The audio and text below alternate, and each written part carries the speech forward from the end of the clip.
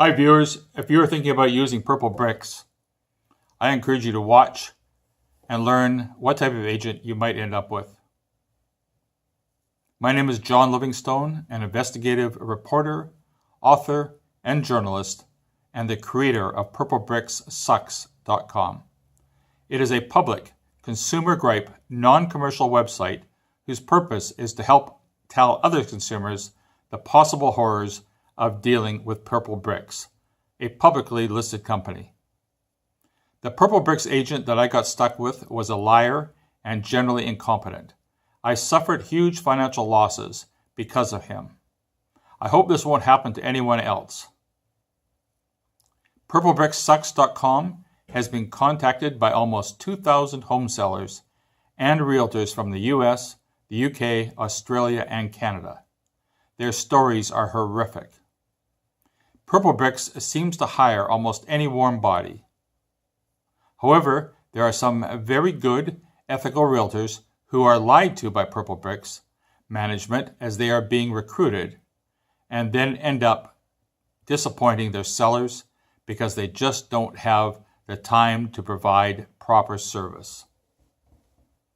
Many realtors have left Purple Bricks, often without even telling the sellers they intend to do so.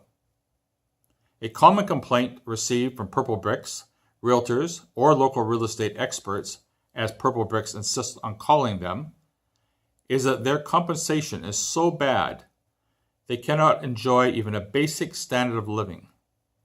After the top managers, including Purple Bricks executives, the licensed business partners, and territory owners, are paid, there is very little left for the local property expert. One Purple Bricks realtor told me he works nights at an Amazon warehouse just so he can pay his bills. I have some extracts from those calls and emails received from Purple Bricks realtors and employees. They are typical of the many emails and phone calls. The first one: I worked 12 hours a day, 7 days a week, and did not have even one day off for almost a year. I don't mind working hard, but I could not even earn enough to pay my bills. Second, agents from traditional brokerages don't want to deal with Purple Bricks agents because they won't do their share of work. They see us as lazy, but we are just overwhelmed with pressure to get listings. Third, management puts us in a really shitty position because they don't want us to do open houses, broker caravans, postcard mailings, or industry luncheons. They just want us to get a listing and let someone else sell the property. Fourth, I got out before I lost my mind. I believe in treating my clients with a high fiduciary duty, but Purple Bricks does not allow for that with their process. They say they do, but it's not true. Fifth, on one listing I took over, I was the fourth agent. All other previous agents had left the company. It's the homeowner who suffers.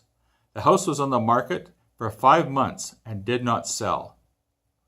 Yet the homeowner still has to pay the $3,600 fee. Sixth, the commissions are so low. Prior to June 1st, 2018, it was even worse.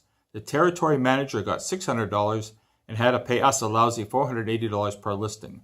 My territory manager was openly angry about being deceived by Purple Bricks when he was recruited. Seventh, I had 15 listings and it was too many to service well. You just can't hold weekend open houses for everyone. So you start to make up stories why open houses are not necessary. I would do 3 or 4 open houses every Saturday and Sunday, and still homeowners were not happy with me. Eighth, Emily Egerton, my California regional manager, is only 26 years old, and it shows. She is delusional and thinks she is some hotshot, ball-busting manager.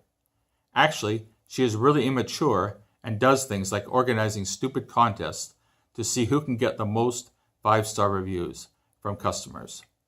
We were told by Emily to get reviews from home sellers at the early stage, usually long before a sale took place.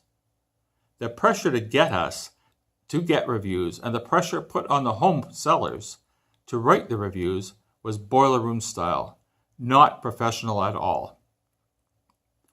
Purplebricks is such a shady operation. 9th, another agent as part of a 5-page email states, "We were promised that there would be 0 marketing costs and 0 lead generation required. Purplebricks has strict rules as to what an agent could do. We were not allowed to market ourselves in any way. All signs are generic, and we were not allowed to have our own names or phone numbers on the signs. We pleaded for sign writers with our information and was almost approved, but at the end was not. Looking back, I honestly think Purplebricks was stringing us along to make us believe they were on our side, somehow. Agents were not even allowed to put flyer boxes or business cards on the signpost. They were encouraged to believe that the 888 phone system would work.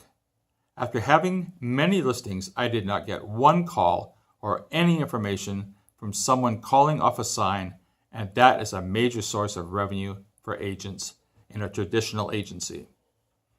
For us as agents, that's money just down the drain on a daily basis.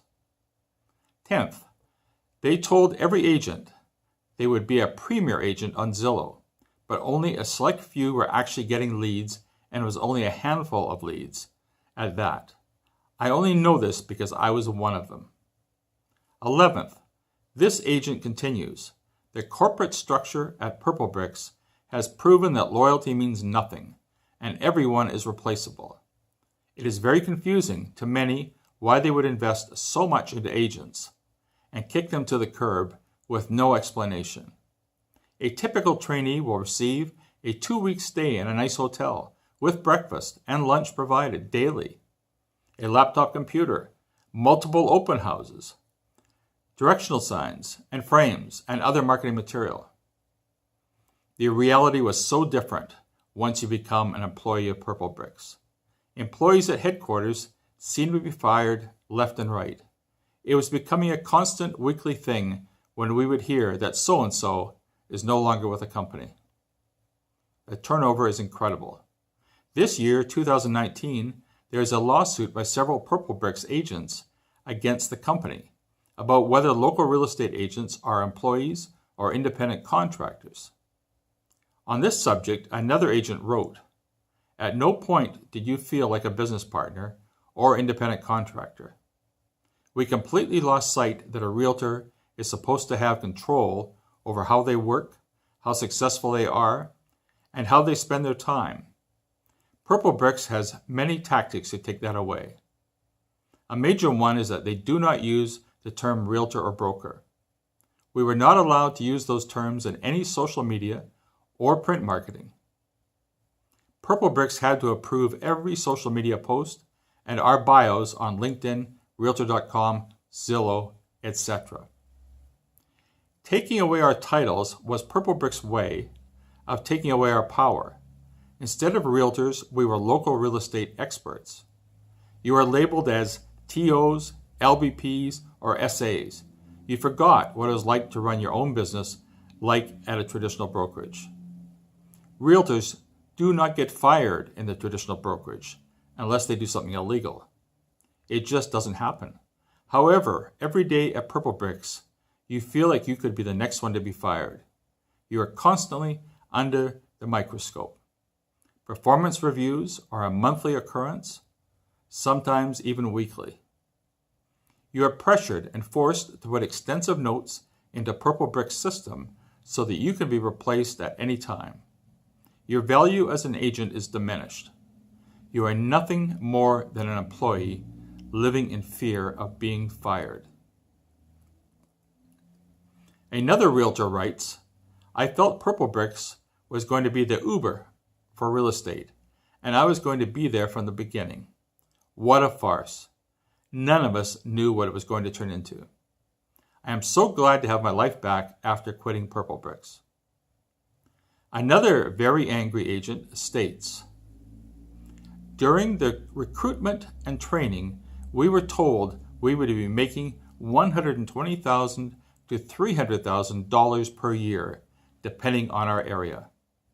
Most agents didn't clear $20,000 in the first year, and that was working overtime 7 days a week. A lot of agents had to borrow money from Purplebricks in the first year, and then they had a year to pay it back. No one can provide for their family on that little amount of money. Purplebricks also promised an all-expense-paid vacation to the top agents. They bragged about taking agents from the UK to Dubai and New York City and Australian agents to Vegas and Los Angeles in the past. Agents in the US got no such prize as far as I know. We were just given dinky little awards.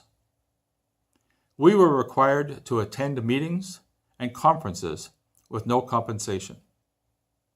Purplebricks required agents to work in an Oktoberfest booth with no compensation. They scheduled agents to volunteer, and they even wanted an agent to work the event on the weekend. And one person was told to work on the day of their wedding.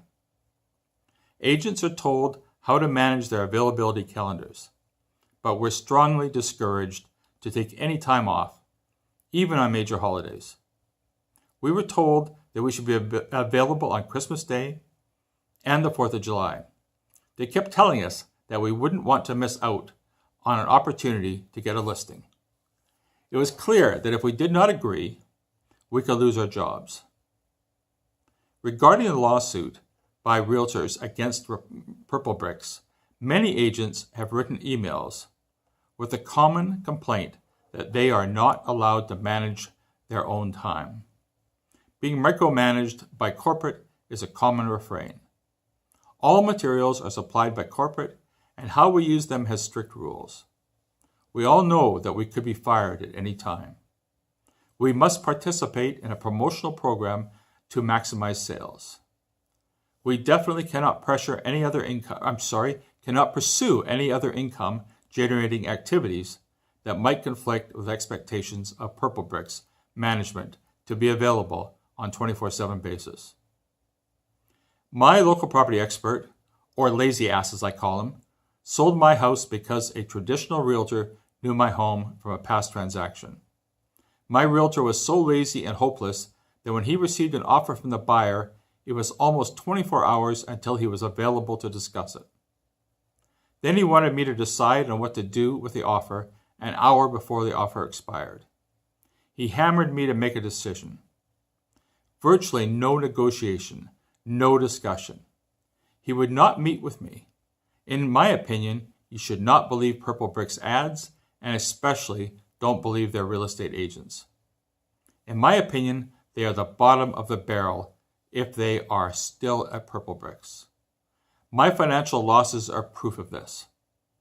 To be clear, I have made it known with letters to Purplebricks management that I am available at any time to discuss my complaint, but I have been totally ignored, and I am not really surprised. Please watch this website for more videos to come in the near future. Thank you for watching.